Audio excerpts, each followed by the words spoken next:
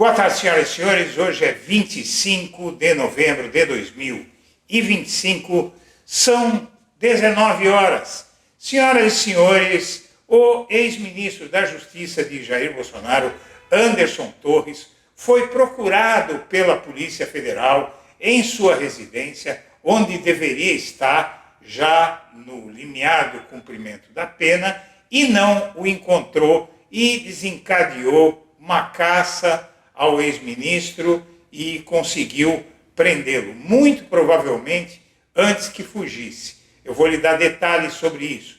Também é preciso falar de Jair Bolsonaro. O ministro Alexandre de Moraes deu um despacho mantendo o Jair Bolsonaro na sede da PF em Brasília.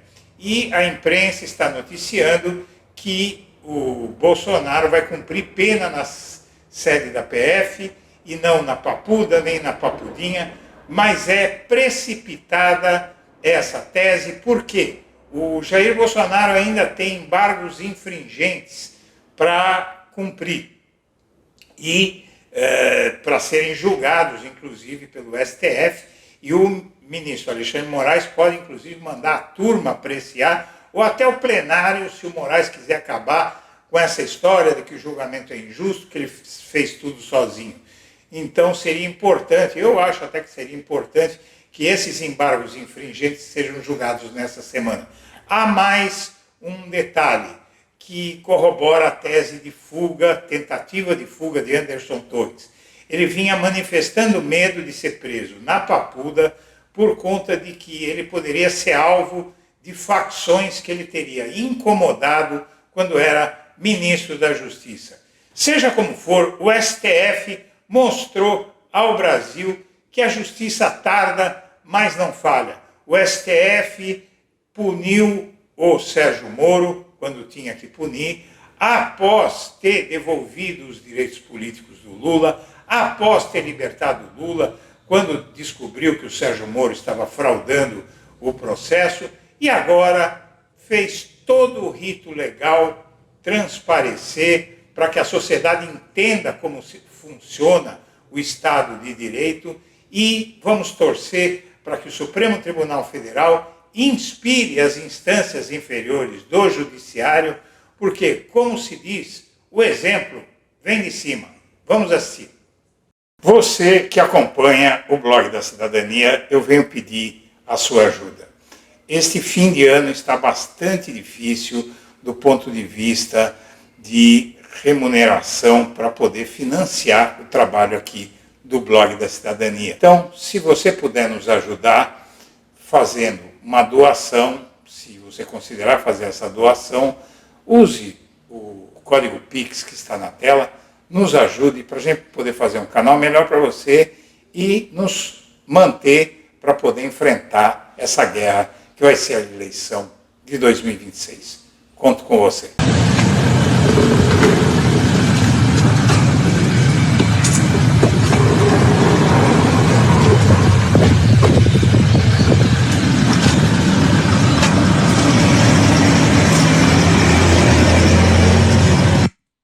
E também Théo Cury também participou dessa apuração para confirmar que Anderson Torres estava no escritório dele e não na residência dele. Então, um trabalho triplo aqui, Débora. Deixa eu conversar então com o Théo Cury, que, de novo, ajudou tanto quanto Gabriela Veras e Helena Prestes a termos aqui na CNN a confirmação de que Anderson Torres estava em seu escritório e de lá que ele deixou ali nesta picape rumo à superintendência da PF depois para começar a cumprir a pena na chamada Papudinha.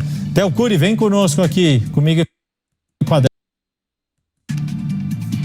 Vamos lá, Yuri. Havia primeiro uma mobilização próximo à casa, ali em frente à casa do ex-ministro da Justiça e Segurança Pública. Depois nós soubemos, confirmado por mim e pela Helena, que havia esse direcionamento do ex-ministro, até o escritório dos advogados dele aqui no bairro Nobre de Brasília. Então, e demorou esse trajeto, contando aqui um pouco dos bastidores, a Débora havia mencionado esse trânsito aqui por conta das ruas fechadas em Brasília, demorou também esse deslocamento dele da casa onde ele estava até o escritório onde estavam naquele momento os advogados do Anderson Torres. Ele então fez esse deslocamento da casa dele até o escritório dos advogados, estava com os advogados no momento em que foram preenchidos, assinados os documentos. Gabriela Veras.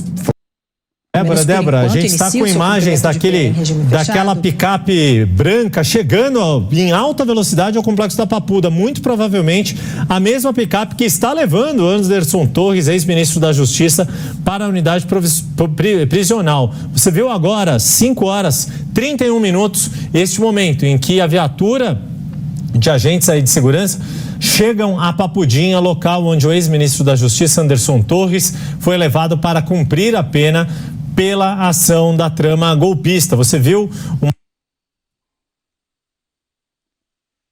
Bom, a mídia está dizendo aí que o Bolsonaro começa a cumprir a pena na superintendência da PF, mas a maioria dos veículos que não leu, esse veículo leu.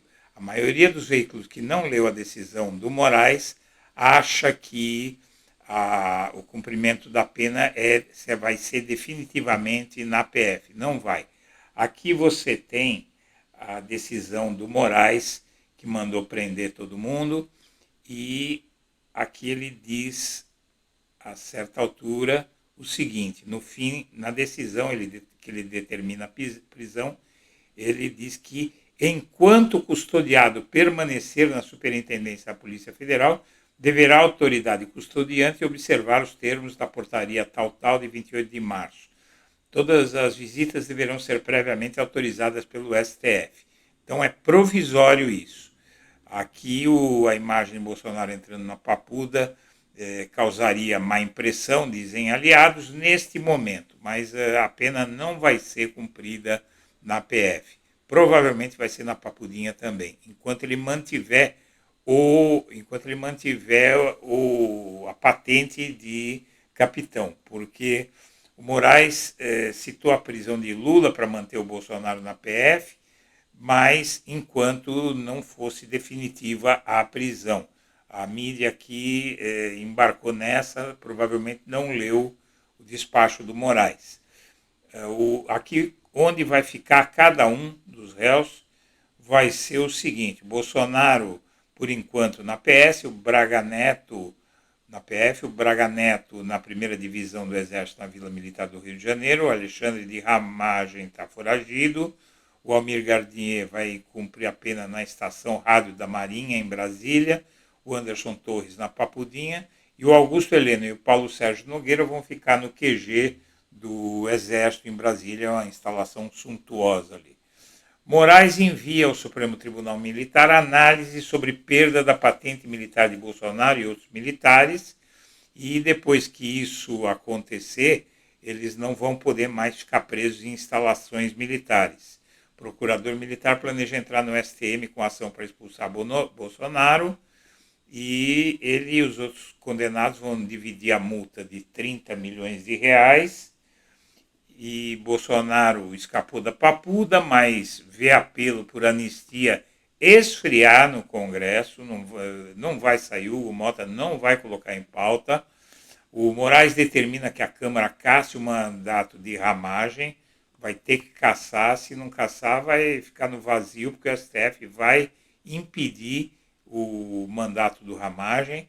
Moraes diz que Ramagem está foragido e determina que a PF peça extradição, e na Interpol o Ramagem já está inscrito na lista vermelha. A PF, aí chegamos ao ponto, a PF não encontrou o ministro Anderson Torres em casa, ele teria que estar lá como todos os outros, estavam esperando a decisão do STF em casa, chegaram na casa do Anderson Torres, não o encontraram. Ele estava com depressão porque ele diz que tem medo das facções atacá-lo aí, matá-lo, se ele ficasse preso na Papuda, por isso e também por perder a liberdade, ele está com depressão de novo, né? Todo mundo lembra da depressão dele em janeiro de 2023. Ele estava no escritório dos advogados e aqui você tem as questões da Papuda. E agora esse ministro preso, ele é pelo menos um tento da PF que já deixou escapar 4 bolsonaristas, né? Na verdade, não só a PF e o STF que não mandou prender, né? Deixaram escapar 4, então esse não podia escapar.